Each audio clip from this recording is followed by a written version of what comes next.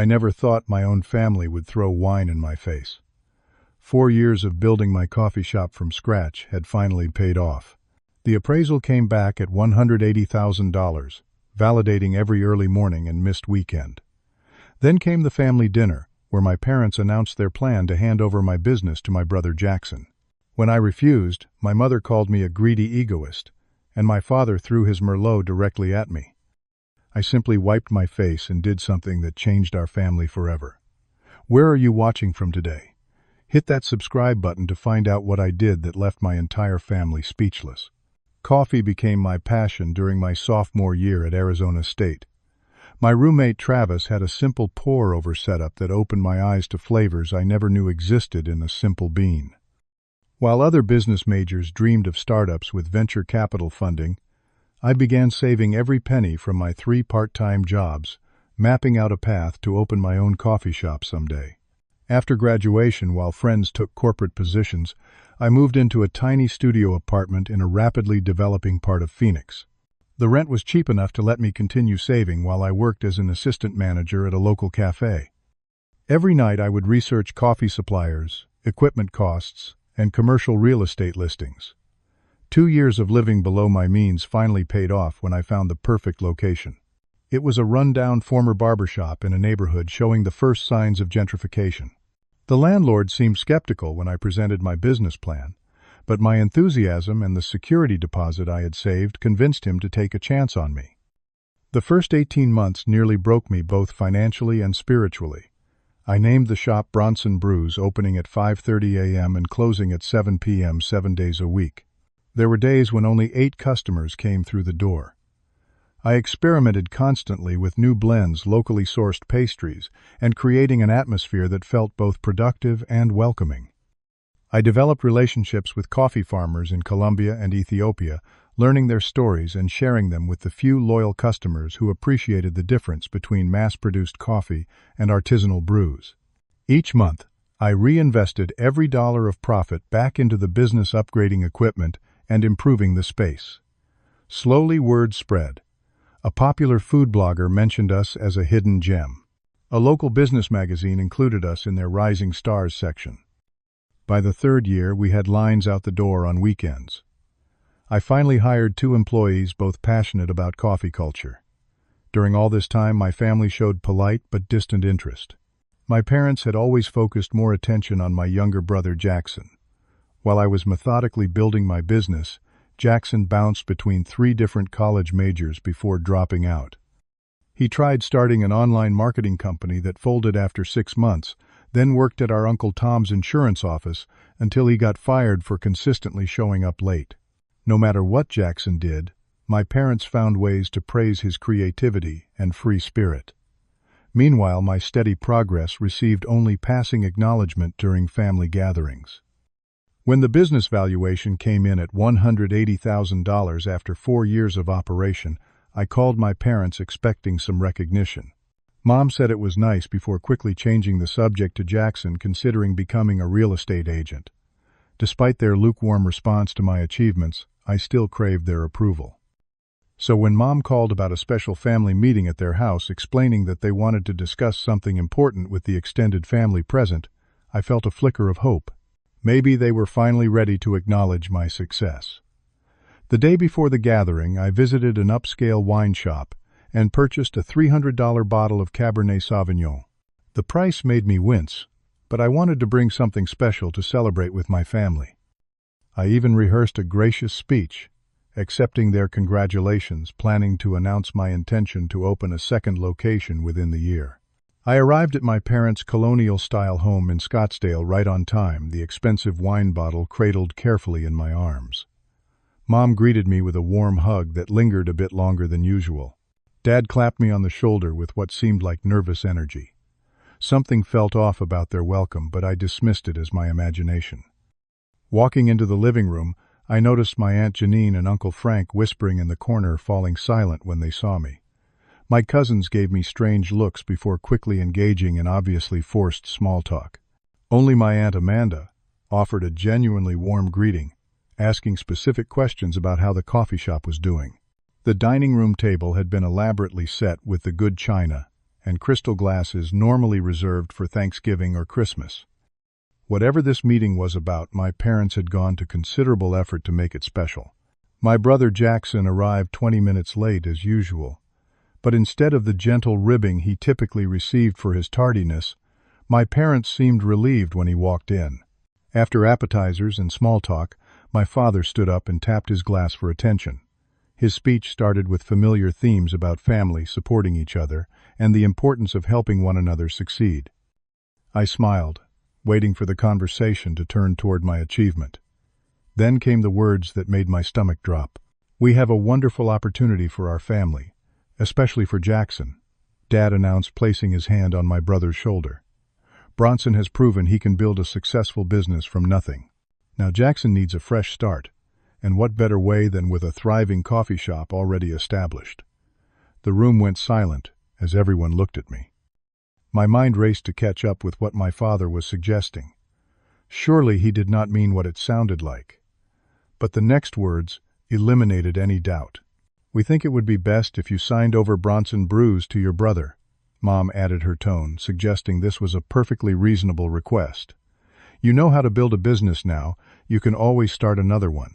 Jackson needs this chance to finally establish himself."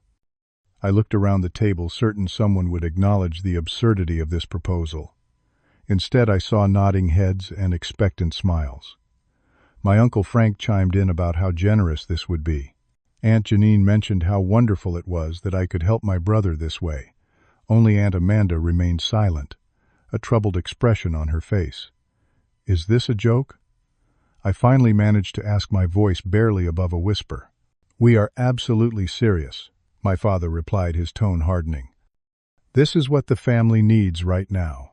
Jackson leaned forward with an eager smile. "I have so many ideas for the place, bro. We could add a full bar, maybe change the name to something more modern." Jackson's Java has a nice ring to it, do not? You think I stared at him in disbelief. You have never even worked in a coffee shop. You do not know anything about sourcing beans or maintaining equipment or managing staff. That is what the current employees are, for he shrugged. You can show me the basics before you hand it over. The casual way he discussed, dismantling everything I had built, infuriated me. But I kept my voice steady.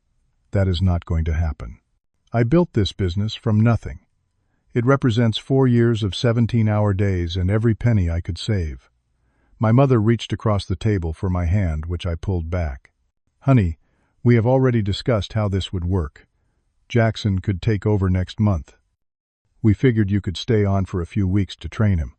The revelation that they had planned all this without even consulting me first felt like a physical blow. "You discussed timelines for taking my business, without even talking to me.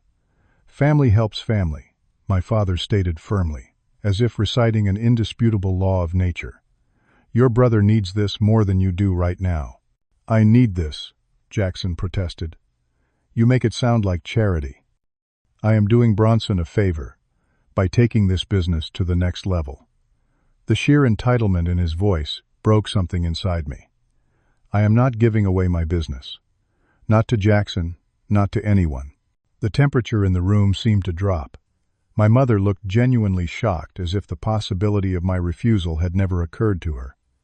My father leaned forward, his expression darkening. "After everything we have done for you, this is how you repay us. By refusing to help your brother when he finally has direction in his life." I nearly laughed at the absurdity. "What exactly have you done for me?" "I put myself through college. I saved for my business while working multiple jobs. I secured my own loans. Neither of you has ever even visited my coffee shop." "That is not true," my mother protested weakly. "We came to your opening day."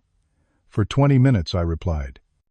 "Then you left to attend Jackson's intramural soccer game." A tense silence fell over the table until my mother broke it with words that cut deep. "I never thought you would be such a greedy egoist.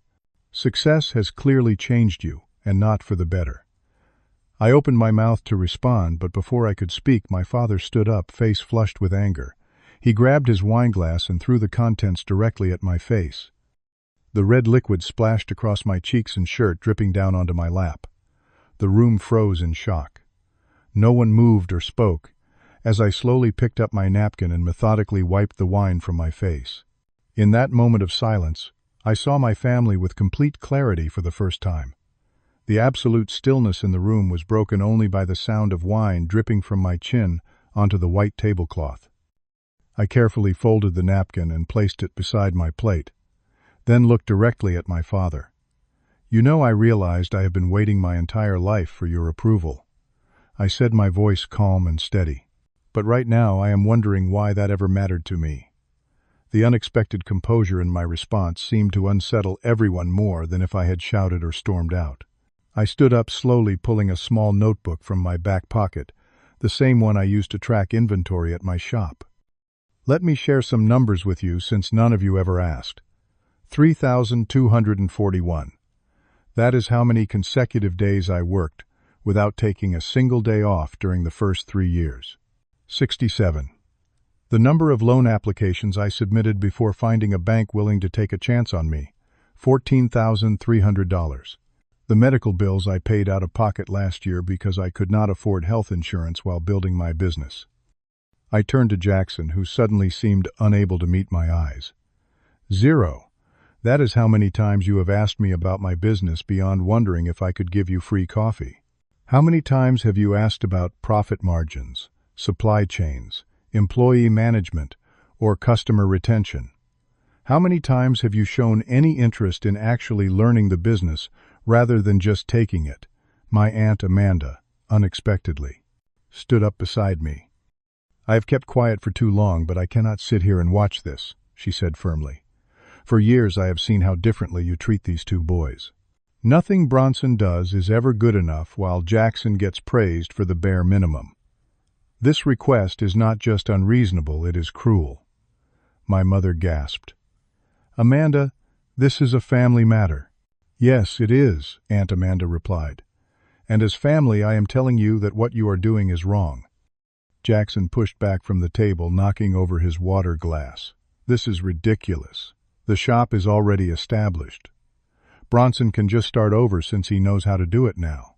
Why is everyone making such a big deal about this?"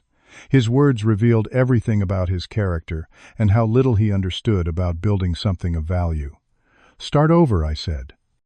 "Just like you started over after dropping out of college, or after your marketing company failed, or after getting fired from Uncle Tom's office." "That's enough," my father thundered, slamming his hand on the table. "If you cannot do this one thing for your brother, for this family, then perhaps you should not consider yourself part of this family anymore." The threat hung in the air, but surprisingly it did not devastate me as it once would have. Instead, it felt like the final confirmation of what I had always suspected but never wanted to admit. "Is that really how conditional your love is?" I asked quietly. "That I am only family if I give away everything I have built?" My mother began crying, a response that had often made me back down in the past. Not this time. I could see the manipulation behind the tears. "Bronson," she sobbed, "how can you be so cold? We raised you better than this." "No, you did not raise me to be a doormat."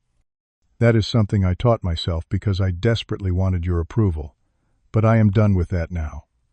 I gathered my keys and wallet, leaving the expensive wine bottle untouched on the table. No one spoke as I walked toward the door, though I could hear my mother crying louder. A performance I now recognized was designed to pull me back. Outside, in the cool evening air, I took my first deep breath in what felt like hours. Footsteps behind me made me turn to see Aunt Amanda following me out. "I am so proud of you," she said, surprising me with a tight hug. "I went through something similar with them 20 years ago. That is why they barely acknowledge me at family events. But I have never regretted standing up for myself." Her words were a balm to my raw emotions. "Why did nobody ever tell me about this pattern?" She smiled sadly. "Because talking about dysfunctional family dynamics is not something we do in this family. We pretend everything is perfect, even when it is rotting from within." The drive home was a storm of conflicting emotions. Anger at their audacity, grief for the family relationship I had always wanted but never truly had, and strangely a growing sense of liberation. For the first time in my life, I was seeing my family without the distorting lens of desperate need for their approval. I did not sleep that night. Instead, I sat on my small apartment balcony watching the stars, coming to terms with painful truths and forming a plan. By morning, I had clarity. This situation called for action, not just emotional reaction. First, I called my lawyer to ensure my business was legally protected from any family interference. Then I contacted my business advisor about accelerating my expansion plans. The second location I had been cautiously considering would now become a priority, a statement of self-affirmation. Most importantly, I began creating boundaries. I drafted emails to family members explaining that I needed space and would not be attending gatherings for the foreseeable future. To Aunt Amanda, I wrote a longer message of gratitude suggesting we meet for coffee regularly away from the rest of the family. The next morning at the coffee shop, I gathered my small staff and shared enough of what happened for them to understand the changes coming. Their supportive response surprised me, showing me that I had built not just a business but a community that valued what I had created, one that saw me more clearly than my own family ever had. 6 months after that disastrous family dinner, I stood proudly at the grand opening of my second location. Bronson Brews had expanded into a bustling downtown space, triple the size of the original shop. The line stretched around the block, filled with loyal customers from our first location and curious newcomers drawn by the glowing press coverage of our expansion. What had begun as a defensive reaction to my family's betrayal had transformed into something positive and affirming. Each decision I made came from a place of self-trust, rather than the desperate need for external validation that had driven me for so long. My small staff had grown to 11 dedicated employees who shared my passion for exceptional coffee and genuine community. Rather than just workers, they had become a chosen family, celebrating each other's successes and supporting one another through challenges. We had profit sharing and healthcare benefits, things I had always wanted to provide, but had delayed while trying to save enough to impress my biological family. The shop itself reflected this evolution. While the original location maintained its cozy, intimate atmosphere, the new space incorporated a small performance area for local musicians, artwork from neighborhood artists, and comfortable conversation nooks that encouraged connection. We had become more than a coffee shop, we were a thriving community hub. 2 months after I cut contact with most of my family, Jackson had attempted to open his own competing coffee shop with financial backing from our parents. Lacking both the necessary knowledge and genuine passion, the venture failed within 3 months. I felt no satisfaction at the news, only a quiet realization that success requires more than entitlement and family connections. My relationship with my biological family had found a new equilibrium. After 3 months of silence, my mother had reached out with a message that stopped short of a genuine apology, but acknowledged they had asked for too much. My father, too proud to admit wrongdoing directly, had sent a newspaper clipping about my expansion with a brief note that said simply, "Well done." I maintained limited, structured contact, joining only select family gatherings with clear boundaries established in advance. The dynamics remained challenging, but I no longer sought their approval or allowed their opinions to determine my worth. My relationship with Aunt Amanda had blossomed into something beautiful. We met weekly for coffee, and she had become both mentor and friend. Through her, I learned more about our family history and the generational patterns that had shaped my parents' behavior. This understanding did not excuse their actions, but helped me process them without carrying the burden of bitterness. Therapy had been essential to my healing journey. Weekly sessions helped me untangle the complex emotions around family obligation and self-worth. I connected with support groups for other entrepreneurs from dysfunctional families, finding community with others who understood the particular challenges of building something meaningful while breaking unhealthy patterns. Most surprising was how my public standing had grown. A local business publication had featured my story, focusing not on the family drama but on the innovative community model we had created. Young entrepreneurs sought my advice, and I found unexpected fulfillment in mentoring others, especially those from backgrounds where family support was lacking. As I gazed around the packed grand opening celebration, I spotted a familiar face near the entrance.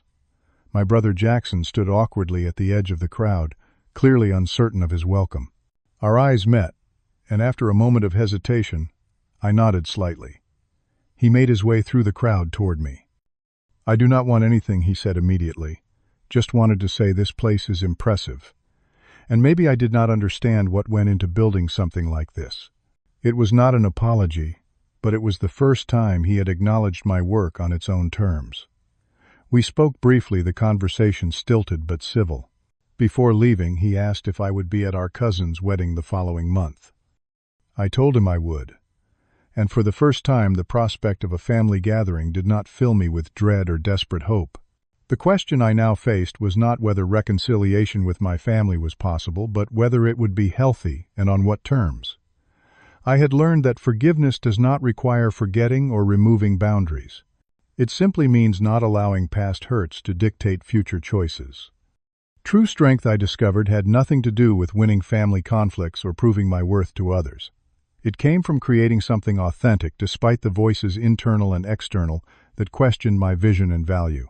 The painful experience with my family had ultimately led me to a more genuine life, one built on my own terms rather than in pursuit of approval I would never fully receive. The legacy of that wine thrown in my face was not bitterness or revenge, but the freedom to build a life that reflected my own values, rather than contorting myself to meet impossible expectations. Sometimes the most loving thing we can do, both for ourselves and others, is to stand firmly in our truth, even when it disrupts comfortable family myths. What about you? Have you ever had to stand up to family pressure to protect something you built, or a dream you believed in? Share your experience in the comments below. If this story resonated with you, please hit the like button and subscribe to hear more stories about setting boundaries and building authentic success. Thank you for listening, and remember that sometimes the family we choose is as important as the family we were born into. Your dreams are worth protecting even from those who should support them the most.